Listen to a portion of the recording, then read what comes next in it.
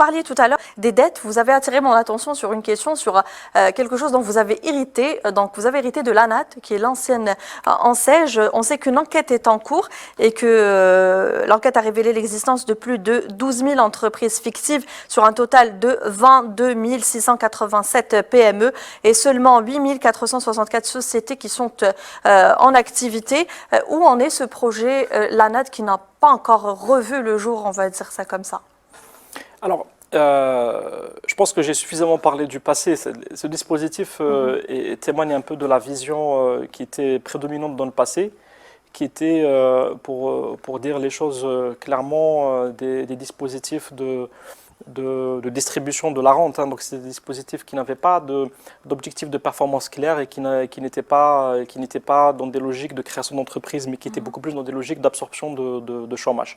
Dès le transfert de ce dispositif vers notre ministère, qui, comme vous le savez, un ministère à vocation économique, oui, et non pas sociale, Quelles sont les réformes, justement, que vous allez apporter? Il y a deux grandes réformes. Je vais essayer d'être bref. Une qui concerne le passif et une qui concerne l'avenir. Le passif, aujourd'hui, on a hérité d'un passif qui est extrêmement lourd, fait de beaucoup d'entrepreneurs qui n'ont malheureusement pas réussi à avoir le dispositif et avec un taux de crédit non performant ou de crédit en C3 qui est très important.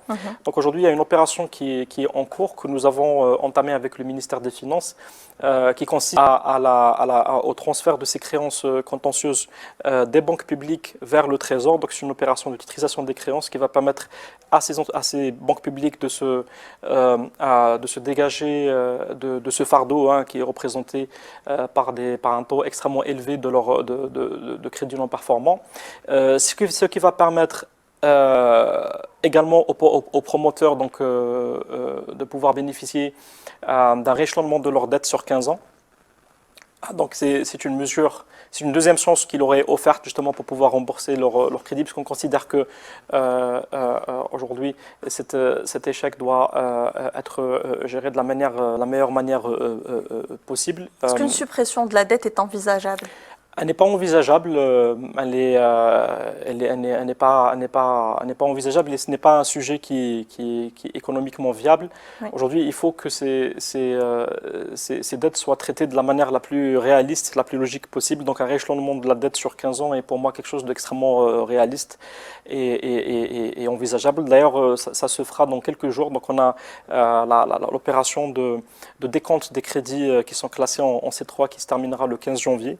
Donc dans quelques jours, et à partir de là, ces crédits seront transférés vers le Trésor, ce qui va permettre aux banques d'améliorer de manière très significative leur ratio de solvabilité, ce qui va permettre également à ces banques de pouvoir financer davantage l'économie. Donc cette mesure, en plus de régler le problème des crédits en C3, des crédits non performants, va également régler beaucoup de problèmes au niveau du portefeuille des banques. Donc ça, c'est pour le passif.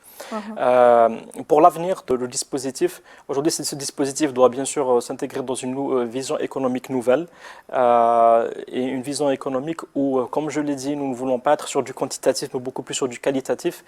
Nous voulons également avoir un dispositif qui soit régi par des règles économiques et non pas par une gestion administrative. Donc il y a une réforme profonde du dispositif qui est en cours pour en faire un établissement qui est régi selon des normes économiques, bancaires et qui financera moins mais financera mieux.